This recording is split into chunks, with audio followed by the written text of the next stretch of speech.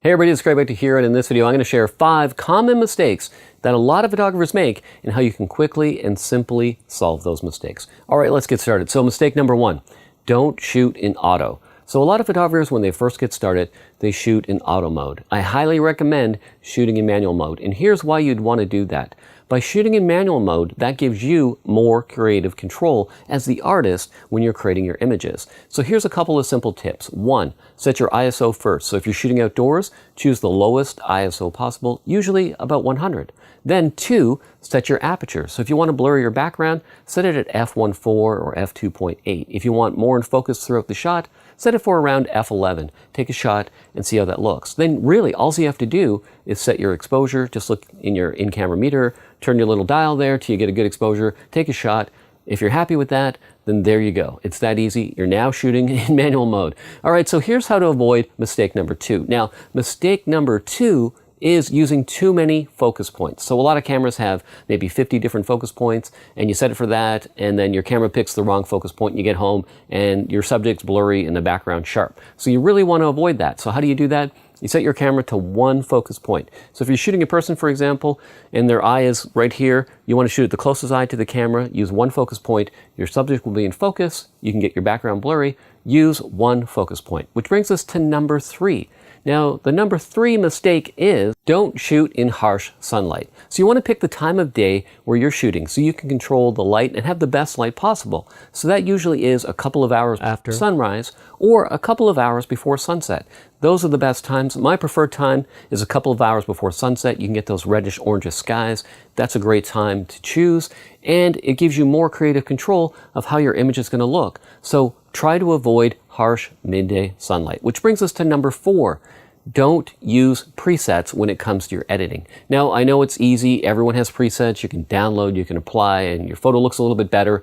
But really, if you're using presets, you're never really going to develop your own style as an artist. You really want to learn how to use either Lightroom or Capture One or Photoshop. So take an hour, go through some tutorials, and then start to develop your own style. Forget about presets.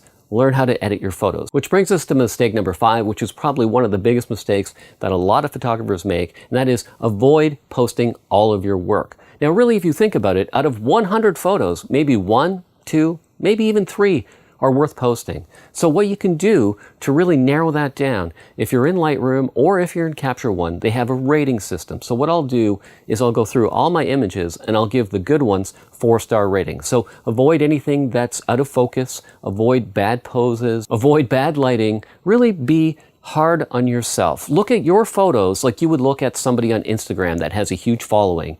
And you're saying, wow, how do they have this huge 2 million following? I don't think they're that good. And that critical eye that you're judging other people with, take that critical eye and judge yourself. Look at your photos and say, is this going to get a lot of likes anywhere? Is this a good photo? Like, is this in focus? Is this good lighting? Is this a good pose?